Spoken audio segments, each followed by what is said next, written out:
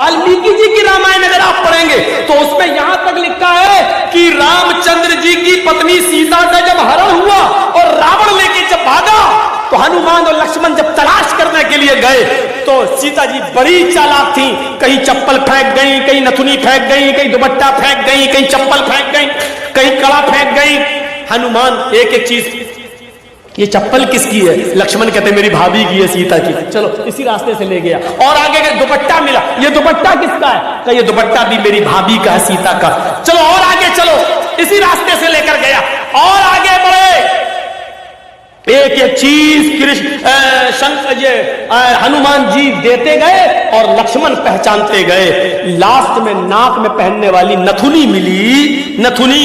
तो हनुमान ने कहा ये नथुनी किसकी है? जल्दी से लक्ष्मण ने कहा अरे यार हनुमान जी ये नथुनी नहीं मालूम है, ये शायद मेरी भाभी की होगी। हनुमान ने कहा सारी चीजें पहचान गए, नथुनी कह रहे होगी। तो हनुमान जी के इस प्रश्न पर क्या जवाब दिया लक्ष्मण ने? हनुमान जी ये नथुनी अगर मेरी भाभी की थी भी तो मेरी भाभी नाक में पहनती थी, इसलिए मैं नहीं पहचान पा रहा हूं, क्योंकि मैंने आज तक अपनी भाभी का चेहरा नहीं देखा। कहा क्यों? कहा वो मेरी भाई की पत्नी है सीता, मेरे भाई की राम की पत्नी है। मैं कौन होता हूं उसको देखने वाला, उस पर नजर डालने वाला, उसके चेहरे को देखने वाला? गौर करो, रामचंद्र जी के भाई लक्ष्मण ने अपनी सगी भाभी सीता जी का चेहरा नहीं देखा, देवर ने भाभी का चेहरा नहीं देखा। ये हिंदू धर्म की मनुष्य आज वाल्मीकि रामायण आज तक कह रही है, आज तक ये सबसे पुरानी रामायण है वाल्मीकि की, जो 2000 साल पहले लिखी गई है। आज तक उसके अंदर ये लिखा है कि राम के छोटे भाई लक्ष्मण ने सीता का चेहरा नहीं देखा। आज भी बहुत सी सभ्य समाज की स्त्रियां जब ट्रेनों में हिंदू की सफर करती हैं तो आप देखिए साड़ी पहनकर ऐसे लंबा घूंघट ऐसे मार लेती हैं, चेहरा नहीं खोलती है वो ट्रेनों में और बसों में। आज भी सभ्य समाज की उसी वाल्मीकि रामायण पर अमल करते हुए वो किसी को अपना चेहरा दिखाना गवारा नहीं करती। अल्लाह की मार ऐसी पड़ी, कल तक जो पर्दे का चेहरा छिपाने का मजाक उड़ाते थे, आज अल्लाह ने सबके चेहरे छिपा दिए। छिपाओ, डालो मास्क अपने मुंह पर। बहुत बंदरियां बनी फिरती थी अमेरिकन, चुड़ैल जैसे मुंह ले गए। ये खूबसूरत होती थोड़ी है आपको जैसा लगता है। अगर बारिश हो जाए ना सड़क पर बाजारों में तो इनका सारा क्रीम और पाउडर धुल जाएगा, इनकी औलाद इनको नहीं पहचान पाएगी कि मेरी अम्मा कहां गई। आप जिनके पीछा कर रहे हैं ये तो लिपस्टिक और क्रीम और पाउडर से लगती है 60 साल। आपको यकीन बता, मेरे इलाके का वाकया बता रहा हूं मैं आपको। 60 साल की बुढ़िया ने पहन लिया बुर्का, और खूबसूरत बुर्का, डिस्को बुर्का, फूल उल चढ़े हुए। अब 60 साल की बुढ़ी बेचारी चल रही है, बुर्का देखकर एक नौजवान उसका पीछा करने लगा। इतना खूबसूरत बुर्का था वो, नौजवान उसका पीछा करने लगा, चलने लगा। इसने पीछे मुड़ के देखा कोई लड़का मेरा पीछा कर रहा है, और लड़का ये समझा कि धीरे धीरे चल रही है, शायद मेरी वजह से लाइन दे रही। वो अपने बुढ़ापे की वजह से धीरे धीरे चल रही थी, कमजोरी की वजह से। लड़का समझा लाइन दे रही है। थोड़ी देर के बाद जब ये आगे पहुंचा, लड़का और औरत वो बुढ़िया समझ गई कि ये कमीना मुझे मेरे पीछा कर रहा है, तो उसने नकाब खोल दिया। खूबसूरत नकाब, बूढ़े लगे, नकाब खोल के कहती बेटा मेरा पीछा क्यों कर रहा है? मैं तो तेरी अम्मा की उम्र की हूं। कब बखत 2 घंटे की मेरी मेहनत बेकार कर दी बुकी ने, हमें क्या मालूम खोदा पहाड़ निकली चुईया। तो लड़के को भी गुस्सा आया, कहने लगा अरे अम्मा हम अपने लिए नहीं अपने अब्बा के लिए ढूंढ रहे थे। सोचा कुछ तो कह दूं इस बुढ़िया को, है? इस उम्र में तो इतना खूबसूरत बुर्का पहन के जा रही है, फूल सजे हुए। लड़का सोचने लगा जब बुर्का इतना खूबसूरत है तो बुर्के वाली कितनी खूबसूरत होगी, लगा उसका पीछा करने। लक्ष्मण ने अपनी भाभी का चेहरा नहीं देखा। हर पढ़ी हदीस, अल्लाह के रसूल अराइतल अमवा या रसूल अल्लाह, अल्लाह के नबी देवर के बारे में आपका क्या ख्याल है? क्या मैं देवर से पर्दा करूं? एक ही घर में होते हैं, देवर और जेठ का आना जाना रहता है, हमारे अपने रिश्तेदारों का आना जाना रहता है। आए अल्लाह के नबी क्या मैं देवर से भी पर्दा करूं? अल्लाह के नबी का जवाब ये था, हां दूसरों से पर्दे में कुछ कमी हो जाए तो चलेगा।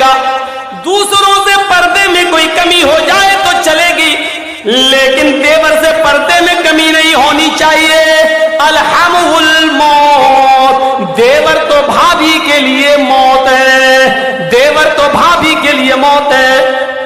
जिस देवर से सबसे ज्यादा पर्दा है, आज हमारी औरतें, हमारी माँ बहनें देवर से ही सबसे ज्यादा खुली होती हैं।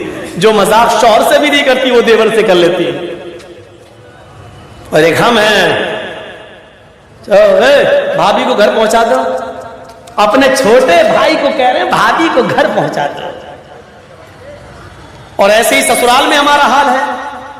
ससुर कह रहा है बेटा अपनी साली को जरा स्कूल छोड़े। मामले दोनों तरफ से गड़बड़ हैं। हमने अपने भाई पर इतना भरोसा कर लिया। सऊदी अरब का वाकया सुने हो ना, जद्दा वाला।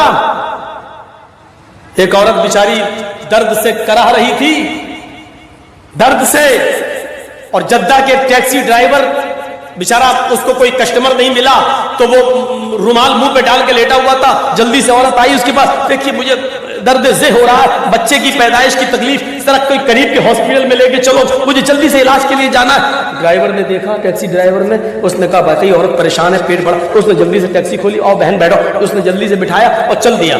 जद्दा के हॉस्पिटल में लेके पहुंचा और उसमें एंट्री होती है, तुम लेके आए हो? हाँ, लिख दिया। अब ये बैठा है कि जल्दी से वो चेकअप करा के आए, तब हमें पैसा दे, जितना हुआ मेरे रियाल। उधर पता चला साहब उसको एडमिट कर लिया गया है, अभी वो 2-3 दिन रहेगी, आप उसके साथ आए हैं? इसने कहा जी। कहा ठीक है, उसको एडमिट कर लिया गया है। और उसने सोचा कि चलो हम चलें, 1-2 दिन के बाद आऊंगा, देख लूंगा अगर बच्चा अच्छा पैदा, अभी इतनी जल्दी छुट्टी थोड़ी हो जाएगी, डिलीवरी का मामला है, जब गुजरूंगा तब ले लूंगा पैसा। ऐसा वो चला गया। ये घर में जैसे ही लेटा, इशा के बाद सोया, फजर की नमाज जमात के साथ पढ़ने जाता था और फजर के बाद टैक्सी चलाता था। फजर की नमाज पढ़ के जैसे ही घर आया, इसकी बीवी ब्रेड और आमलेट बना के लाई। टेलीफोन की घंटी बजने लगी इसके घर पर, क्योंकि जब रजिस्टर पे जब इसने औरत को छोड़ा तो अपने घर का मोबाइल फोन और नंबर सब लिख दिया था। फोन फला बोल रहे हो जी? भोपाल के रहने वाले थे ये लोग, टैक्सी चलाते थे 20 साल से सऊदी अरब में, जद्दा में। अच्छा तुम अपने घर पे आराम कर रहे हो? का क्या हुआ? अरे कल तुम अपनी बीवी को हॉस्पिटल में छोड़ के गए हो ना, बच्चा हुआ है लड़का, आओ और अपनी बीवी को लेके जाओ यहां से। कहता है डॉक्टर दिमाग तुम्हारा ठीक है? बीवी? अच्छा हुआ ये फोन मैंने उठाया, कहीं मेरी बीवी ने उठाया हुआ होता तो कयामत आज ही आ गई होती। कहा आ रहे हो या मैं पुलिस भेजूं तुम्हारे घर? जिस औरत को यहां एडमिट कराने आए हो उसने कहा वही मेरा शौहर था जो यहां छोड़ के गया है। मैं आ रहा हूं, तेरा सत्यानाश जाए चुड़ैल। उसने टैक्सी चलाई और धर से चलाता हुआ चला गया। कहने लगा क्या बदतमीजी है? उसने कहा तुम मुझे छोड़ के चले गए, तुम्हें शर्म नहीं आई? मैं कितनी परेशान। रोना शुरू कर दिया। औरत के आंसुओं में भी बड़ी ताकत होती है। वो कहने लगा ये क्या बदतमीजी है? डॉक्टर साहब ये मेरी बीवी नहीं है। डॉक्टर साहब नोक झोंक तो सब घरों में हो जाती है, थोड़ी सी लड़ाई हो गई, हमें यहां छोड़ के चला गया। नहीं ये बेटा अरे मेरा नहीं है। चलो अपने घर के झगड़े अपने घर में खत्म करो, चलो। उसने कहा ऐसा है चेकअप कर लो। चेकअप कहा डीएनए टेस्ट करे। लड़का आदमी तैयार, कहने लगा ठीक है मैं डीएनए टेस्ट करूंगा। मामला इतना बढ़ गया कि डीएनए टेस्ट की नौबत आ गई। जब इसका ब्लड निकाला जाने लगा और लड़के का ब्लड, तब औरत क्या कहती है डॉक्टर साहब डीएनए टेस्ट कर लीजिए, लेकिन मशीन कभी कभी गलत रिपोर्ट भी दे देती है।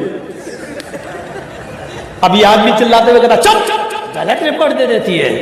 अभी पता चलता है 2 घंटे के बाद 3 घंटे बाद जब रिपोर्ट आएगी, या 2 दिन 3 दिन के बाद, तब पता चलेगा। डॉक्टर साहब इसको ये रखिए, 2 दिन के बाद रिपोर्ट आएगी, मैं आऊं। 2 दिन के बाद गया, डॉक्टर साहब क्या आया? डॉक्टर साहब ने कहा बिल्कुल गलत, ये तुम्हारा बेटा है ही नहीं, जाओ। वो औरत पैर पे गिर गई।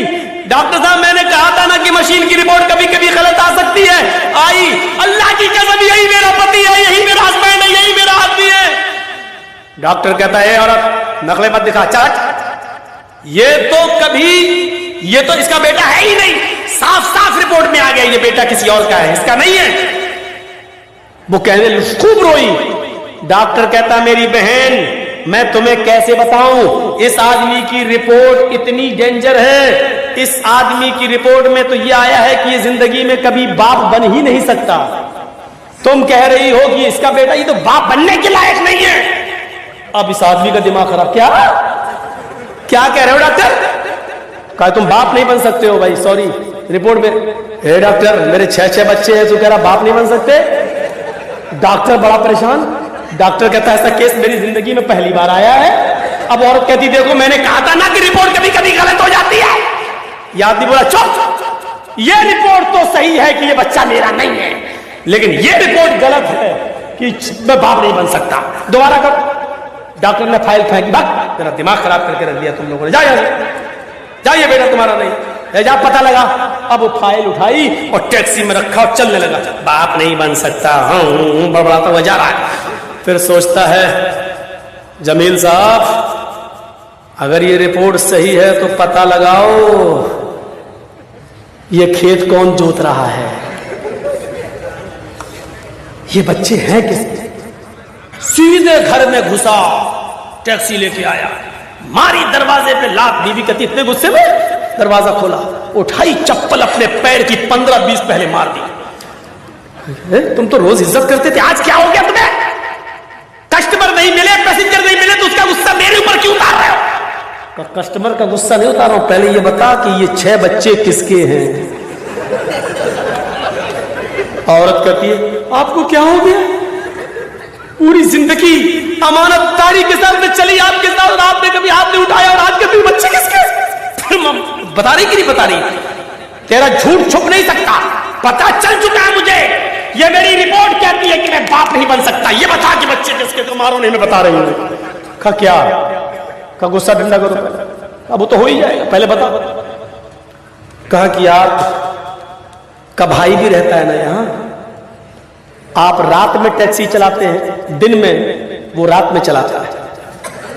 मतलब आप जब दिन में टैक्सी चलाते हैं तो वो रात में टैक्सी चलाकर घर में आ जाता है, फिर वो दिन भर घर में रहता है। और जब आप रात में घर पे आते हैं सोने के लिए तो वो रात में टैक्सी चलाने के लिए चला जाता है। आपकी ड्यूटी दिन की है, उसकी रात की है। मेरे शौहर गुस्सा मत होइए, ये बच्चे उसी के हैं, क्योंकि मुझे उम्मीद थी कि तुम बाप नहीं बन पाओगे। कहा कि यहां तेरा क्या, यहां तो सीधे गर्दन कटेगी तेरी, कत्ल। उसने उसी वक्त टिकट बनवाए और वापस भोपाल में आया और अपनी बीवी को तलाक दिया। और इद्दत गुजारने के बाद कहा छोटे भाई से, जब छोटे भाई ने ही मेरे पेट में छुरी भोंक दी और जब बच्चे ही तुम्हारे हैं तो बेहतर यह है कि तुम ही इस औरत को अपने निकाह में रखो, मैंने इसको तलाक दे दी है। बड़े भाई की बीवी को कौन संभाल रहा था? छोटा भाई, देवर। अब ईमानदारी के साथ बताओ ये हदीस कैसी लग रही है? अरअयतल हम्व या रसूलल्लाह, अल्लाह के रसूल क्या देवर से भी पर्दा करूं? अल्लाह के नबी ने कहा हम्वुल मौत, देवर तो मौत है भाभी के लिए। औरों से थोड़ी बहुत पर्दे में कमी हो जाए तो चलेगी, लेकिन देवर तो हर वक्त वही रहता, आना जाना। देवर भाभी के लिए मौत है। बंगाल वालों सुन लो, ये चंद मदरसे जो चल रहे हैं आज इनकी बरकत है कि औरतें कुछ बंगाल की सरजमीन पर नकाब और बुर्का ओढ़ के पर्दे के साथ दिखाई देती हैं। वरना मैं 20 साल पहले जब आया था तो बुर्का नाम की चीज दूर दूर तक नजर नहीं आती थी। 20 साल पहले जब आता था एक साथ मर्द और औरतें तालाब में नहाते थे। गुसलखाने ऐसे बने हुए नहीं थे, मौलाना जर्जिस को भी तालाब में नहाना पड़ता था। वो दिन हमने भी देखे बंगाल की सरजमीन पर। और कलियाचक के इलाके में मौलवी साहब गुसलखाना बाथरूम नहीं बना, चले कहाँ ना, हम लोग तो तालाब में नहाते हैं, हम लोग भी नहा रहे हैं। हमारे लिए इतना होता था कि उस कोने पे तुम नहा लो, इस कोने पे औरतें नहा रही। ये चंद बरसों की बरकतें हैं। आज जो थोड़ा बहुत पर्दा दिखाई दे रहा है, लेकिन मजीद अभी पर्दे की जरूरत है, मजीद पर्दे की जरूरत है। हजरत फातिमा जैसा पर्दा के इंतकाल के वक्त अपने शौहर से कह रही हैं, अली जब मेरा इंतकाल हो जाए तो मुझे दिन के उजाले में नहीं, रात की तारीकी में और रात के अंधेरे में दफन करने के लिए ले जाना। पूछा फातिमा ऐसा क्यों कह रही हो? कहा अली मैं नहीं चाहती हूं कि जब मेरा जनाजा निकले तो दिन के उजाले में निकले और मेरे कफन पर गैर मर्द की नजर पड़े। मैं चाहती हूं कि मेरा जनाजा रात के अंधेरे में निकले और मेरे मुर्दा जिस्म पर पड़े हुए कफन पर भी किसी गैर मर्द की नजर न पड़े। ये पर्दा जो हिंदू धर्म के अंदर है वो इस्लाम के अंदर भी है। मेरे प्यारे साथियों, ये समानताएं हैं। और जहां तक मरने के बाद दोबारा जन्म, ये तो हिंदू धर्म में बहुत बाद में आया है। मरने के बाद इंसान ने अच्छे कर्म किए होंगे तो ऋषि मुनि बनेगा, इंसान बनेगा, और बुरे कर्म किए होंगे तो कुत्ता, बिल्ली, चूहा, बंदर, छछूंदर, यही सब बना दिया जाएगा। ये बहुत बाद में आया है, वरना ऋग्वेद का मंत्र तो यह है, मृत्यु जन्मम मृत्यु पश्चातम द्वितीय जन्मम भवति, ने तृतीय ने चतुर्थ ने पंच ने षष्ठ ने सप्त ने अष्ट ने नवम ने दशम का। मरने के बाद तुम्हारा दूसरा एक जन्म होगा, मरने के बाद तुम्हें दोबारा उठाया जाएगा। तुम्हारा तीसरा जन्म नहीं होगा, चौथा नहीं होगा, पांचवा नहीं, छठा नहीं, सातवां नहीं, आठवां नहीं, नवा नहीं, दसवां नहीं, यानी मरने के बाद तुम्हारा एक दूसरा ही जन्म होगा। मनुष्य बनकर तुम उठाए जाओगे, इंसान ही बनकर तुम उठोगे। मरने के बाद कुत्ता, बिल्ली, चूहा, बंदर नहीं बनना है। कहीं देखा है आपने? अकल क्या कहती है? गेहूं का दाना जमीन में डालो तो क्या पैदा होगा? कभी देखा गेहूं से चावल पैदा हुआ हो? गेहूं डालोगे गेहूं पैदा होगा। आम की गुठली जमीन में डालोगे तो आम ही लगेगा। तरबूज डालोगे, हैं, वाटरमेलन, तो आप क्या समझते हैं क्या पैदा होगा? तरबूज का बीज डालोगे तो तरबूज ही पैदा होगा। लेमू का बीज डालोगे तो लेमू पैदा होगा।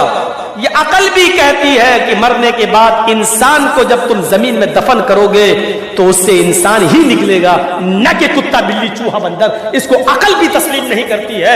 मेरे प्यारे साथियों, चाहो जलाओ चाहो दफनाओ, मरने के बाद एक दूसरा ही जन्म तो इंसान होगा। इसी को कुरान ने भी कहा है, अयहसबुल इंसानु अन युतरका सुदा अलम यकुन नुतफतम मिन मनी युमना थुम्मा काना अलकतन फखलक फसव्वा फजअल मिनहु ज़ौजैन अज़्ज़कर वल उन्सा अलैसा ज़ालिका बिक़ादिरिन अला अन युहियल मौता। इंसान, क्या तू ये समझता है कि तुझे बगैर हिसाब किताब के यूं ही छोड़ दिया जाएगा? नहीं नहीं। अलम यको, क्या तू शुरू में अलम यको मिन नुतफतिन मिन मनी युमना, क्या तू शुरू में हकीर और जलील पानी की एक बूंद न था? क्या तू हकीर पानी का एक कतरा न था जो रहम मादर तक, औरत के रहम तक पहुंचाया गया? अल्लाह रब्बुल आलमीन ने उसी पानी के कतरे को बना सवा कर दुरुस्त किया, उसी से गोश्त का लोथड़ा बनाया, जमा हुआ खून बनाया, गोश्त का लोथड़ा बनाया, फिर उससे हड्डी बनाई, फिर हड्डियों में गोश्त पहनाया और फिर उससे एक जीता जागता इंसान बना दिया। उसी पानी के कतरे से मजबूत खोपड़ी बनाई, उसी पानी के कतरे से इतना नर्म भेजा बनाया कि 2 उंगलियों के बीच में रख दो, मसल दो। उसी पानी के कतरे से अल्लाह ने इतना नर्म नाजुक हार्ड दिल बनाया कि अगर उसकी धड़कनें बंद हो जाएं तो दुनिया का कोई डॉक्टर उसकी धड़कनें जारी नहीं कर सकता है। और उसी पानी के कतरे से अल्लाह ने तुम्हारे दिमाग में हजारों तारों का कनेक्शन डालकर तुम्हें 2 चमकते हुए ट्यूबलाइट दिए, आंखें दी, जिससे तुम 9 करोड़ 30 लाख मील की ऊंचाई पर सूरज को देख लेते हो। जिस आंख की बीनाई से, रोशनी से तुम 2,40,000 मील की ऊंचाई पर चांद को देख लेते हो।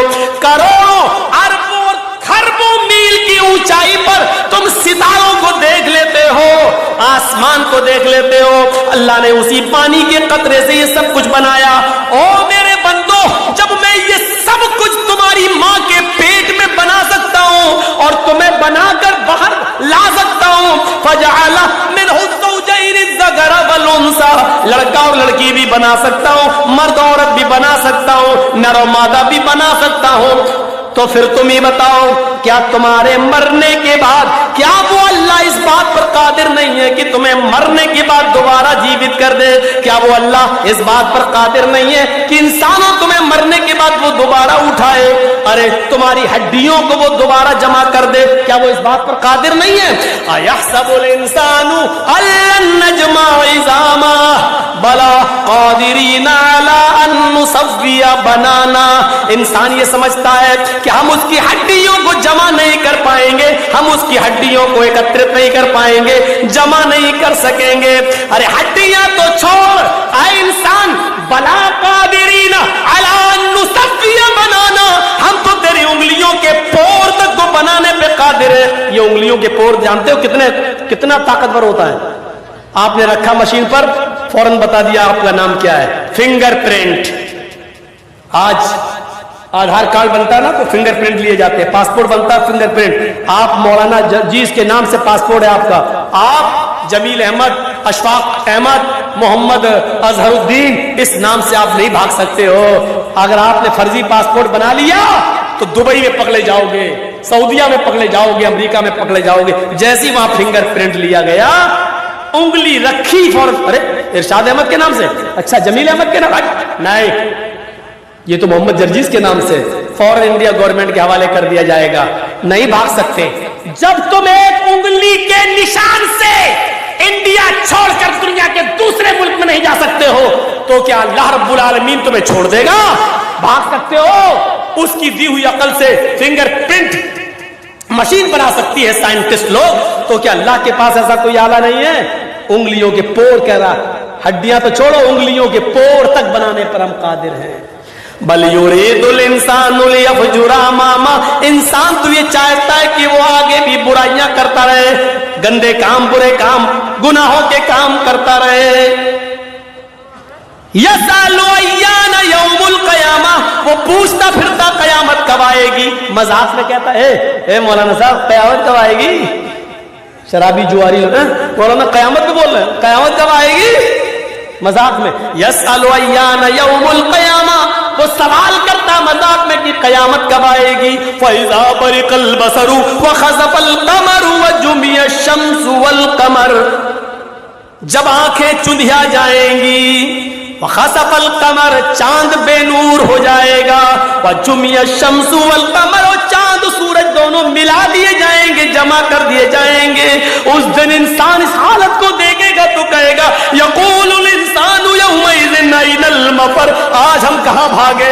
आज भागने की जगह कहां है? आज मैं कहां छिपूं? आज मैं अपना चेहरा कहां छिपाऊं? कल्ला ला वज़र, नहीं, भागने की कोई जगह नहीं है। आज तू भागना भी चाहेगा तो भाग नहीं पाएगा। मेरे भाइयों, अल्लाह ने बता दिया हिंदू धर्म के अंदर भी मरने के बाद तुम्हें एक दूसरा जन्म होगा। इस्लाम भी यही कहता है कि मरने के बाद एक दूसरा जन्म, तुम्हें कब्रों से ऐसे उठाया जाएगा इंसान की शक्ल में। भागने का कोई रास्ता नहीं है। कुत्ता, बिल्ली, चूहा, बंदर, ये तो अजीब सिस्टम समझ में नहीं आता। और हिंदू धर्म में तो यहां तक लिखा है ये जुर्म करोगे तो ये बनोगे, ये जुर्म करोगे तो ये बनोगे, ये करोगे तो ये बनोगे। 2-3 जुर्म हमें याद है। चोरी करोगे तो बिल्ली बनोगे, रिश्वत खाओगे तो कुत्ता बनाया जाएगा, किसी लड़की पर गलत नजर डालोगे, शहावत की गलत, तो तुम्हें अगला जन्म लड़की का होगा। हैं? जुआ खेलोगे तो भैंस का जन्म, चोरी करोगे तो बिल्ली का जन्म, रिश्वत खाओगे तो कुत्ते का जन्म। किसी लड़की को अगर गलत नजर से देखोगे तो अगला जन्म लड़की का। अकल में आती है ये बात? मनुस्मृति में लिखा है, अकल में आती है। अब इसका मतलब क्या, निकालो जरा। जुआ खेलोगे तो भैंस का जन्म होगा, इसका मतलब क्या हुआ? दुनिया में जितनी भैंसें तुम्हें दिखाई दे रही हैं, ये सब पहले मर्द थे। इन्होंने जुआ खेला होगा तब इनको भैंस का जन्म हुआ। अब इसका मतलब ये हुआ कि अगर दुनिया में कोई आदमी जुआ ही ना खेले तो इसका मतलब ये हुआ कि भैंसें पैदा ही नहीं होंगी। और जब भैंसें पैदा नहीं होंगी तो दूध कहां से आएगा, घी कहां से आएगा, मक्खन कहां से आएगा, दही कहां से आएगा? कौन देगा? अब इसका एक और मतलब निकालो। कोई पंडित जी हमारे सामने हो तो बात करने में मजा भी आए। किसी दिन योगी जी बुला ले, हमें बड़ा मजा आ जाएगा डिबेट में। मैं उनसे पूछूंगा अगर भैंसे ही ना पैदा हो तो फिर क्या होगा? दूध, घी, मक्खन, दही कहां से मिलेगा? देखे क्या जवाब देते, कौन देगा ये? इसका मतलब ये है कि ये सारी नेमतें अगर खाना है तो जुआ खेलो, यही तो मतलब हुआ। चोरी करोगे तो बिल्ली का जन्म होगा। लो साहब, दुनिया में जितनी बिल्लियां हैं ये सब चोर थी, पहले चोरी की थी इसलिए इनको बिल्ली का जन्म हुआ। अच्छा ये बताओ, बिल्ली का जन्म होने के बाद भी क्या फायदा हुआ? जब इंसान थे तो हमारा माल चुराते थे, जब बिल्ली बना दिया तो किसी की मुर्गी चुरा रहे, किसी का दूध चुरा रहे, खा जाती मुर्गी, कबूतर सब खा जा रही है चुरा चुरा के। तो चोरी तो अब भी उसकी बंद नहीं हुई है? किसी लड़की को देखोगे तो तुम्हारा अगला जन्म लड़की का होगा। दुनिया में जितनी भी औरतें देख रहे हो ना पंडाल में जो आई जलसा सुनने, ये सब पहले मर्द थी। इन्होंने किसी लड़की पर गलत नजर डाली होगी, तब इनको लड़की का जन्म हुआ है। बिलफर्ज से मान लो थोड़ी देर के लिए, अगर दुनिया में कोई भी आदमी किसी लड़की पर गलत नजर न डाले और सिर्फ अपनी माँ बहन बेटी की नजर से देखे, तो इसका मतलब यह हुआ कि दुनिया में कोई भी आदमी अपनी माँ बहन बेटी गलत नजर न डाले तो लड़की पैदा ही नहीं होगी, लड़की का जन्म ही नहीं होगा। और जब लड़की का जन्म नहीं होगा तो इसका मतलब क्या, वो बच्चे कौन पैदा करेगा? ये नस्ल इंसानी कहां से चलेगी? 18 साल पहले मैंने कुछ और कहा था, आज नाम नहीं लूंगा। ये बहुत खतरनाक दौर है। यहां जो बोलता है वो अंदर जा रहा है, यहां डेमोक्रेसी है, यहां सेकुलरिज्म खत्म हो चुका है, यहां कुछ नहीं है, कुछ भी नहीं। अच्छा बोले, अभी तो बाद में साबित होगा कि तुम सही बोलेगे, पहले अंदर जाओ, घुसो पहले अंदर। मेरे भाइयों, अफसोस होता है मुझे इस बात पर, चोरी करोगे तो कुत्ते का जन्म होगा। लो साहब, दुनिया में जितने भी कुत्ते होते हैं, देख रहे हो ना, ये सब पहले इंसान थे, इन्होंने चोरी की होगी, तब इन्होंने रिश्वत खाई होगी, तो कुत्ते का जन्म। अच्छा, कुत्ते भी दो किस्म के होते हैं, एक तो यहां घूमते हैं जो, और एक होते हैं जिनको खूबसूरत लड़कियां जिनको चूमती हैं, टम्पी पंपी। और एक होते हैं जो बड़े बड़े नेता लोग जिनको मारुति गाड़ियों में लेके एसी एयर कंडीशन में चलते हैं। तो इसका मतलब यह कि रिश्वत का की कैटेगरी अलग होगी। जिन्होंने 100, 200, 500, 1000 रुपए खाए होंगे रिश्वत, इनको ये वाला कुत्ता बना दिया जाता है। थोड़ी सी और बड़ी रिश्वत होगी, 1,00,000, 2,00,000 की, उनको वो लड़कियां जिनको खाना ना खिलाती हैं अपने घर में, चंपी टम्पी पंपी। और जो मारुतियों में घूम रहे हैं, ये जो कुत्ते हैं, ये बड़े स्टैंडर्ड कुत्ते हैं। ये जरूर पार्लियामेंट के कोई बड़े नेता रहे होंगे, इन्होंने बड़े घोटाले किए होंगे, और बड़े घोटाले करने के बाद, बड़ी रिश्वतें खाने के बाद इनको इंटरनेशनल, मरने के बाद भी कुत्ता बनाया गया। तब भी मारुतियों में, एसी में इसकी आदत छूट नहीं रही है। ये तुम्हारी किताबों के आधार पर मैं बोल रहा हूं। तो मेरे भाइयों, ये समानता पाई जा रही है कि हिंदू धर्म के अंदर भी लिखा है कि मरने के बाद दोबारा जन्म होगा। हमारे यहां पर भी लिखा, मरने के बाद अल्लाह दूसरी जिंदगी हमें और आपको देगा। इसीलिए कहा गया पुनर्जन्म, पुनः मानी फिर, जन्म मानी पैदाइश, दोबारा पैदाइश। हमारे यहां क्या कहा गया? दूसरी जिंदगी हमें और आपको दी जाएगी। आवागमन नहीं है, मरने के बाद कुत्ता, कुत्ते के बाद बिल्ली, बिल्ली के बाद चूहा, 7 जन्म, 7 तरीके के जन्म होंगे। कहते नहीं 7 जन्मों में हम तुम्हारे साथ रहेंगे। ये हिंदू धर्म में 7 जन्म हो सकते हैं, इसलिए हिंदू धर्म में फेरे भी लगाए जाते हैं 7। औरत के जब गठबंधन होता है ना पीछे, तो 7 फेरे क्यों लगाए जाते हैं? एक मर्द इस बात का इकरार करता है कि मैं 7 जन्म में तेरा पति हूं, और औरत इस बात का इकरार करती कि मैं 7 जन्मों तक तुम्हारी पत्नी रहूंगी। ये होता है इकरार। मेरे भाइयों, अब आप भी उठ के जा चुके हो, तादाद खत्म हो गई है, मैंने फिर भी 1:30 बजे तक खींच दिया है। अल्लाह ताला से मैं दुआ करता हूं कि बार इलाह इस्लाम को तमाम लोगों को समझने की तौफीक अता फरमा, हम तमाम मुसलमानों पर चलने की तौफीक अता फरमा। मेरे भाइयों, मजहूल शख्स कोई बेनामी है, उन्होंने 20,000 रुपए दिए हैं। अल्लाह रब्बुल आलमीन से दुआ कीजिए